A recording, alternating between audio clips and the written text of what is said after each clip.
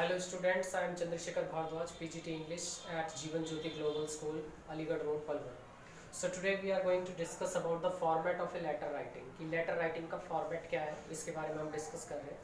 सबसे letter writing दो भागों में आपकी डिवाइड होती है एग्जाम में, एक फॉर्मल और एक इनफॉर्मल लेटर. तो सबसे पहले बात कर लेते हैं फॉर्मल लेटर की. फॉर्मल लेटर है क्या? फॉर्मल लेटर यानी कि ऑफिशियल लेटर, जो कि हम किसी ऑफिशियल पर्सन को लिख रहे हैं अपनी तरफ से, जिसमें बेसिकली हम फॉर्मल लैंग्वेज ही यूज़ करते हैं, प्रिसाइज लैंग्वेज यूज़ करते हैं एंड पॉइंट टू पॉइंट बात करते हैं जो ज़रूरी है. अननेसेसरी या फीलिंग्स या फिर कोई पर्सनल लैंग्वेज का हम यूज़ नहीं करते. We always write in a very formal way. Okay, so first of all 8 point में हम इसे डिवाइड कर सकते हैं. सबसे पहले ले लेते हैं सेंडर्स एड्रेस. अगर एग्जाम में दिया गया है आपका सेंडर का एड्रेस कि particular you are Ramesh and resident of this, तो आपको सेम मेंशन करना है.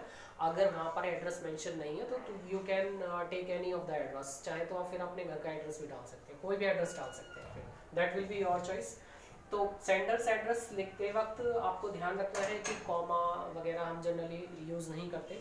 जैसे कि हम पहले यूज़ किया करते थे, पंक्चुएशन मार्क्स ज़्यादा यूज़ किया करते थे, तो लेस एंड लेस यूसेज हो गया पंक्चुएशन मार्क्स का. डेट पर आ जाते हैं. डेट जब भी हमें लिखनी है सेकंड नंबर पे, और जब भी हम सेकंड पॉइंट पे जाएंगे तो हमेशा हमें एक लाइन का स्पेस लेना है. यानी कि हमने सेंडर का एड्रेस लिख दिया तो फिर एक लाइन का स्पेस देना है और डेट मेंशन करनी है. जैसे कि आज डेट 18 ऑफ अप्रैल है, तो हम पूरा लिखेंगे 18 अप्रैल 2020. ये हम इस तरीके से लिख सकते हैं, कभी गलत नहीं होगा. ठीक है. इसके बाद फिर हम बात कर लेते हैं थर्ड पॉइंट की, रिसीवर एड्रेस. रिसीवर एड्रेस यानी कि जिसको वो लेटर आप भेज रहे हो उसका एड्रेस यहाँ पे मेंशन करना है. ठीक है. और इसके बाद आ जाते हैं सब्जेक्ट पे. ऑफिशियल लेटर में हमेशा सब्जेक्ट मेंशन किया जाता है, क्योंकि ऑफिशियल पर्सन है, बड़ा व्यक्ति है, हजारों लेटर आते हैं. अब किसी के पास इतना टाइम नहीं है कि वो सारी लेटर्स को डिटेल में पढ़े, तो एक लाइन में सब्जेक्ट मेंशन कर देते हैं पर्टिकुलर कि किस बारे में ये लेटर, सो दैट वो उस एक सेंटेंस को पढ़ के अंदाजा लगा सके. तो यहाँ पे हमें लिखना है एक सेंटेंस सब्जेक्ट, और ये हमेशा एग्जाम में आपके क्वेश्चन पेपर में मिलेगा आपको. Keep it in mind. ठीक है. फिफ्थ नंबर पे आ जाते हैं सैल्यूटेशन. सैल्यूटेशन यानी किसी को नमस्कार करना, रिस्पेक्टेड सर या सर, मैडम, जो भी है लेटर के अकॉर्डिंग वो हम यहाँ पे मेंशन करेंगे. इसके बाद 6 पॉइंट जो सबसे इंपॉर्टेंट है, body of the letter. Body of the letter को हम 3 भागों में डिवाइड कर सकते हैं. सबसे पहले हम ले लेते हैं इंट्रोडक्शन. इसमें हम जो फर्स्ट पैराग्राफ हम लिखेंगे ना, उसमें हम क्या लिखेंगे, इंट्रोडक्शन प्लस पर्पस. यानी कि अपने आप को इंट्रोड्यूस करना है. जैसे I am Manoj Kumar, resident of Sonia Vihar, new Delhi. इसके बाद फिर सेकंड इसी में ही हमें मेंशन करना होता है पर्पस की, ये लेटर लिखा किस लिए जा रहा है, इसका मेन पर्पस है क्या, क्यों ये लेटर लिखा जा रहा है. ठीक है. फिर आप पर्पस मेंशन कर देंगे. इसके बाद फिर आप सेकंड पैराग्राफ पे आएंगे, जिसमें आपको डिटेल मेंशन करनी है उस लेटर के बारे में, अपनी प्रॉब्लम है वो सारी आपको डिटेल में लिखनी है कि क्या क्या प्रॉब्लम्स आपको फेस करनी पड़ रही है. That will B depend on the point कि वो आपको क्वेश्चन में पूछा क्या क्या है.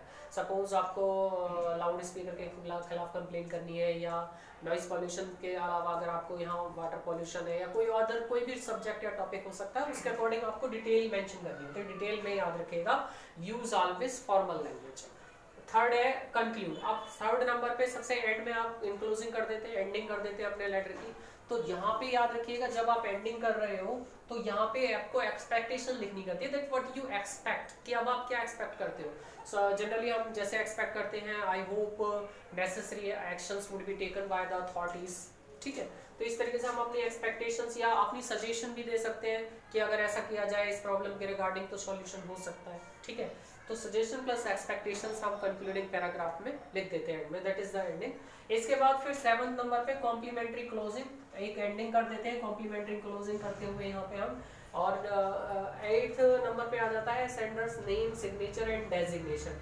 यानी कि जिसने वो लेटर लिखा है उसका नाम क्या है, फिर उसका सिग्नेचर, और उसकी अगर कोई पोस्ट है पर्टिकुलर तो वहाँ यहाँ पे वो पोस्ट भी मेंशन करेगा, डेजिग्नेशन भी मेंशन करेगा.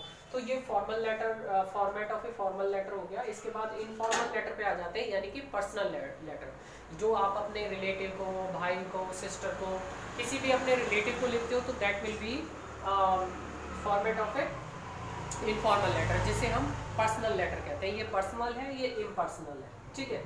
तो पर्सनल लेटर में कुछ चीज़ें 2-3 पॉइंट सेम मैच करेंगे, बाकी अलग है. जैसे सबसे पहले फर्स्ट जो पॉइंट है सेंडर्स एड्रेस. ये sender's address, keep it in mind always, is followed by that of the receivers.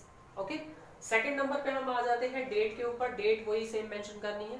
Third number यहाँ जो हम सैल्यूटेशन करते थे ये ग्रीटिंग में चेंज हो जाती है, जैसे हम यहाँ पे हाय, हेलो, डियर सुमन, डियर राजेश, इस तरीके से हम स्टार्टिंग कर देते हैं ग्रीटिंग देते हुए।